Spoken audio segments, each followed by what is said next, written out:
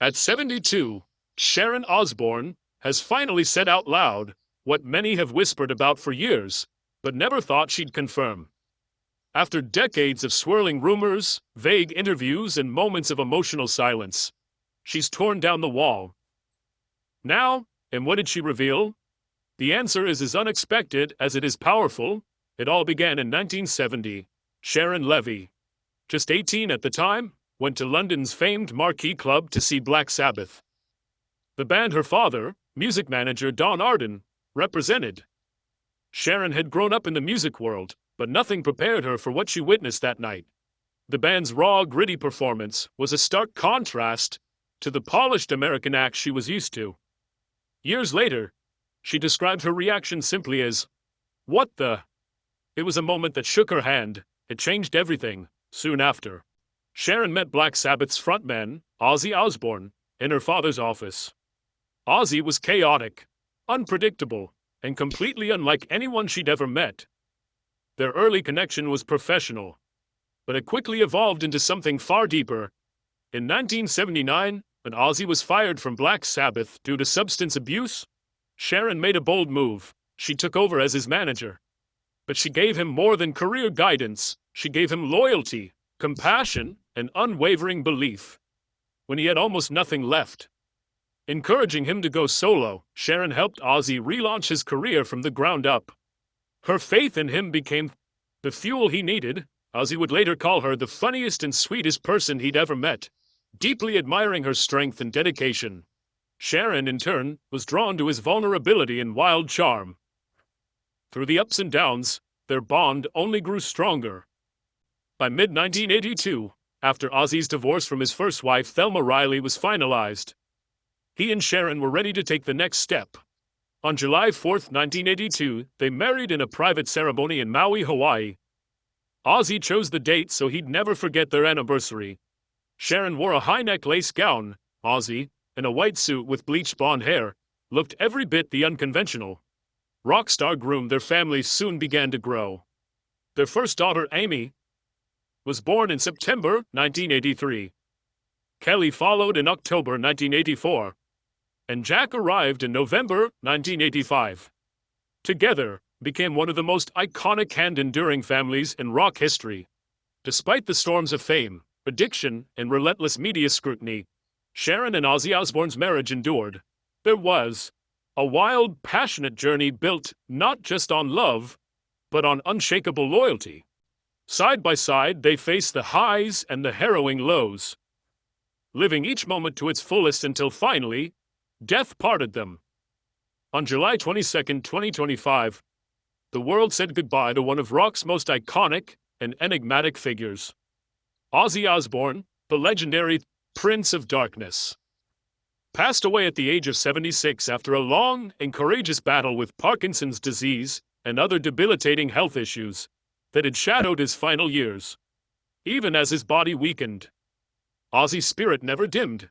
His love for music and performing burned bright until the very end. How not? In what would become both a historic and heartbreaking moment. He took the stage one last time on July 5 at Black Sabbath's farewell concert in Birmingham, the city where it all began. Seated on a grand throne, frail but defiant, Ozzy delivered a final, unforgettable performance. His voice trembled, but the fire in his eyes never faded. Fans across the globe watched with reverence and sorrow, many sensing that it was his final goodbye. Just weeks later, the news of his passing sent shockwaves through the music world. Tributes poured in from artists, fans, and public figures. But none were more poignant than Sharon Osbourne's. Now 72 and newly widowed, Sharon was seen fighting back tears at his private funeral and intimate service attended by close family and longtime friends. For a woman who had stood at Ozzy's side through every storm, her silence in the early days of mourning was deafening. She stayed away from the spotlight, declined interviews, and grieved quietly, then unexpectedly. Her first public acknowledgement came not through a press release or televised interview but in a single, emotional comment. After Gavin Rossdale, frontman of Bush and a longtime family friend, shared a heartfelt tribute on social media, Sharon responded with just 2 words, "Bless you," short but heavy with meaning. It was her way of breaking the silence, of saying thank you, and of letting the world know, yes. She was grieving, and yes, she felt the love surrounding her, but the heartbreak didn't end there. In the days that followed, a darker wave began to rise. Rumors, speculation, and resurfaced interviews that hinted at something more complex behind Ozzy's death. Old comments from both Sharon and Ozzy began making the rounds again. They pointed to a controversial pact the couple had publicly discussed more than once, an agreement rooted in compassion and fear. According to Sharon's memoir and past interviews, the two had made a solemn promise: if either of them ever faced unbearable suffering or reached a state of irreversible mental decline, they would choose assisted suicide over prolonged agony. Switzerland, known for its legal framework around assisted dying, was frequently mentioned as their destination of choice. If that time ever came, what had once seemed like a hypothetical conversation between two people bound by deep love and shared fears now took on chilling relevance. Had the pact been fulfilled? Was Ozzy's passing truly natural, or had the couple acted on their promise? Sharon once made it clear that their pact wasn't born of despair, was about control, dignity, and facing the inevitable on their own terms. For her and Ozzy, the idea of lingering in a state of irreversible suffering was unacceptable. They wanted the right to choose when the time came. But after Ozzy's death, those old comments took on a chilling new significance. Though Ozzy had struggled with Parkinson's disease and other health issues for years, his final days were anything but idle. Just weeks before his death, he appeared on stage at Black Sabbath's farewell concert in Birmingham, performing from a throne. The sight of him, frail but defiant, was powerful, and it made the suddenness of his passing all the more jarring. The performance had felt like a triumph, not a farewell. Now, in the aftermath, tension returned to the couple's long public pact. Was it more than just a hypothetical discussion that Sharon and Ozzy followed through on the plan they once spoke of so frankly? Or was his passing simply the natural end of a long, difficult road? These questions ignited widespread speculation across media platforms, fan forums, and talk shows. The silence from Sharon only deepened the mystery. She offered no immediate comment, and what had once seemed like a throwaway line in a memoir, a candid remark in an old podcast, now carried the weight of a possible hidden truth. The decades-long love story that had captivated the world was now overshadowed by uncertainty. Had its final chapter been written behind closed doors, in a twist no one expected? Just days before Ozzy's death, his daughter, Kelly Osbourne, reignited the conversation in a very public way. On July 11th, Kelly took to Instagram with a series of emotional videos responding to a disturbing trend circulating online. One video in particular had gone viral. It appeared to be Ozzy speaking about his impending death. But it wasn't real. It was generated by AI, replicating his voice with unsettling accuracy. So, there's this video going around on social media, and it's supposed to be my dad, Kelly said, clearly upset. But it's AI. The video began with the haunting line, "I don't need a doctor to tell me I'm going to die. I know I'm going to die." Fighting back tears, Kelly demanded answers. What the hell is wrong with you people? Why would you spend your time making a video like this? Didn't shy away from her father's health issues. Kelly openly acknowledged his Parkinson's diagnosis and reminded followers of the 2003 quad bike accident that left him with chronic mobility challenges. But she firmly denied the rumors that were once again surfacing, especially those linking his health to any kind of suicide pact.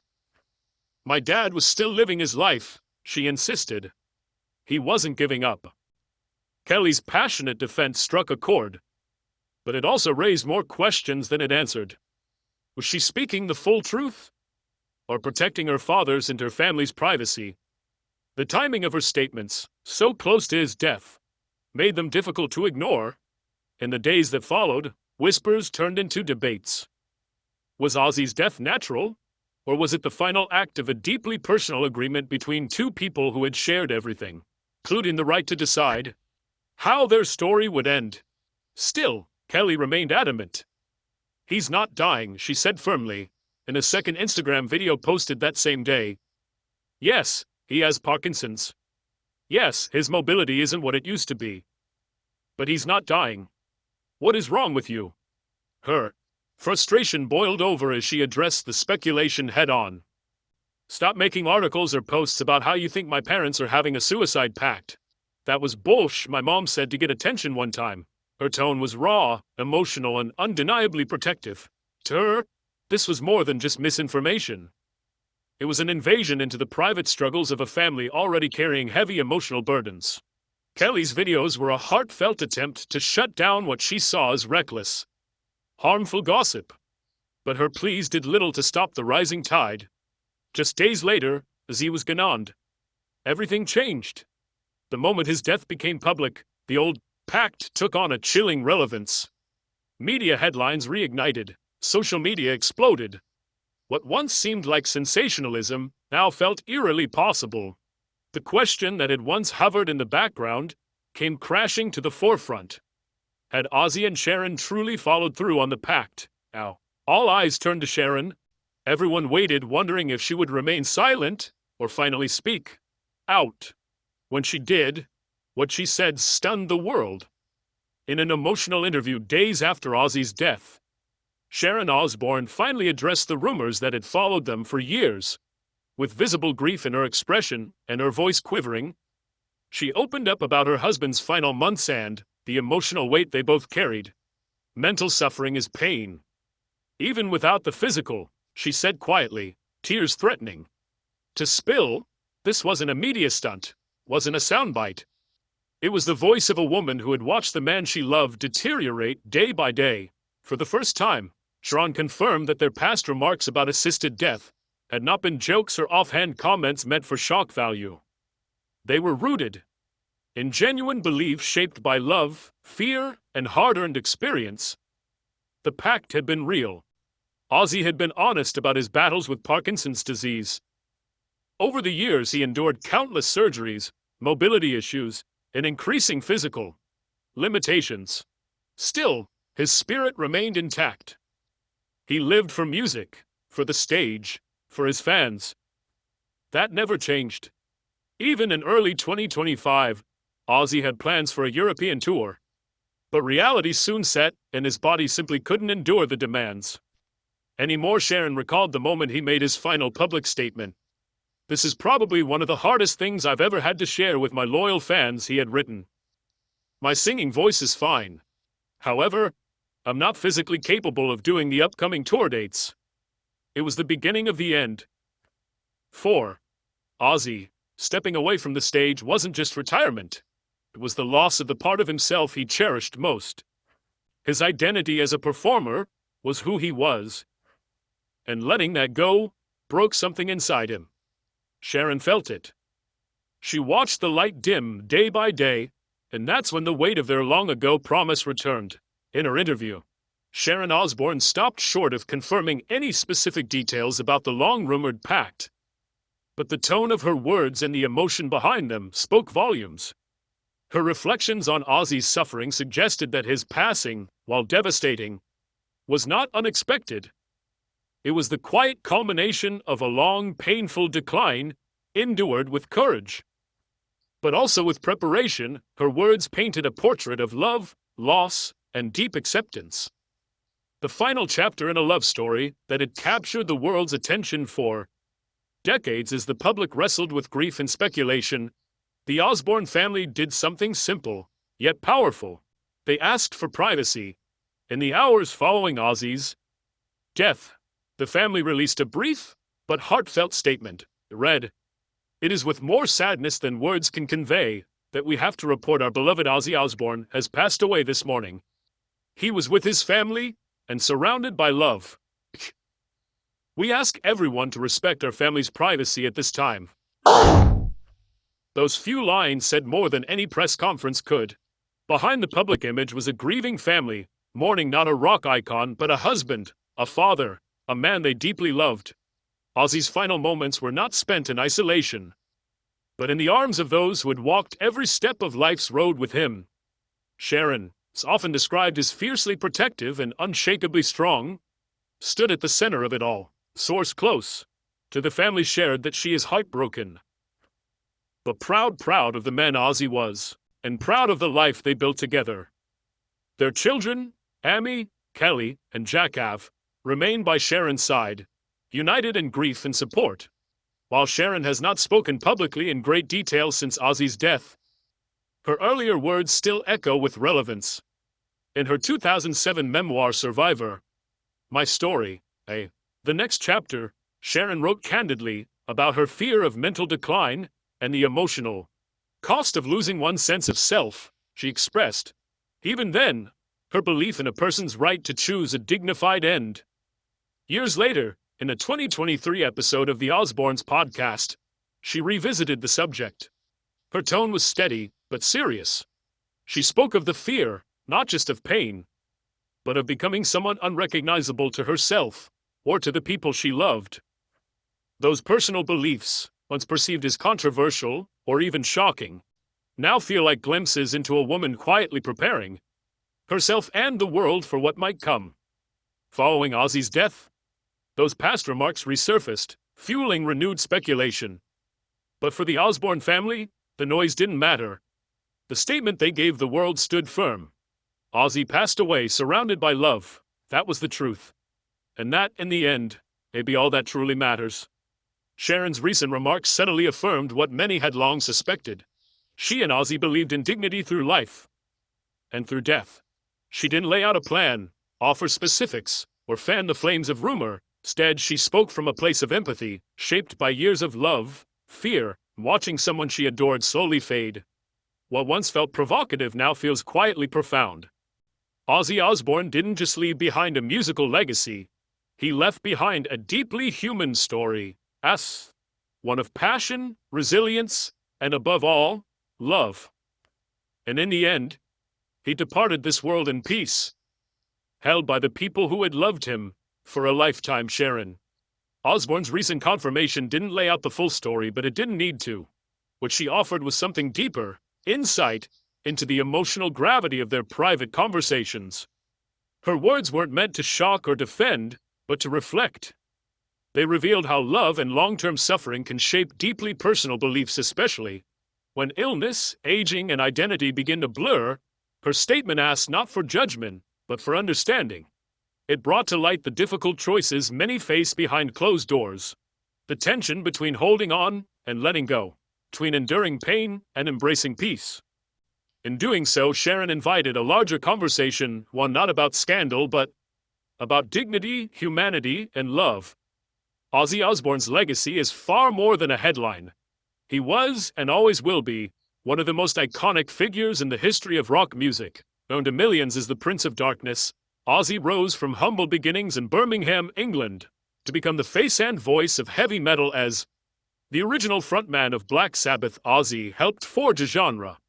The band's 1970 debut album, Black Sabbath, followed by the genre-defining Paranoid, introduced a sound darker, heavier, and more aggressive than anything the world had heard before. Songs like Iron Man, War Pigs, and Paranoid remain anthems of rebellion and angst, eternal staples of rock history. When Ozzy left Black Sabbath in 1979, many assumed it was the end of an era. Instead, it was the beginning of another. His solo debut, Blizzard of Oz, 1980, launched hits like Crazy Train and Mr. Crowley, tracks that brought new theatricality, emotion, and depth to metal. Over the next 4 decades, Ozzy released more than a dozen solo albums and, across all projects, sold over 100 million records worldwide. But Ozzy was more than his music. His unpredictable stage antics, his battles with addiction, and his unfiltered honesty made him a cultural phenomenon. Whether he was biting the head off a bat or speaking candidly about rehab and regret, Ozzy never tried to hide who he was. That vulnerability connected with millions. In the 2000s, the Osbournes brought Ozzy and his family into living rooms around the world. The reality show pulled back the curtain on a rock legend and revealed someone funny, soft-spoken, sometimes overwhelmed, but always real. It gave audiences a new Ozzy, a father, a husband. A man trying to live in two worlds, the madness of fame and the quiet chaos of domestic life. Ozzy Osbourne's legacy goes beyond records and rebellion. He was a symbol of raw truth, of survival, of transformation. He represented the beauty in imperfection and the strength in vulnerability. Through music, through fame, through struggle, and through love.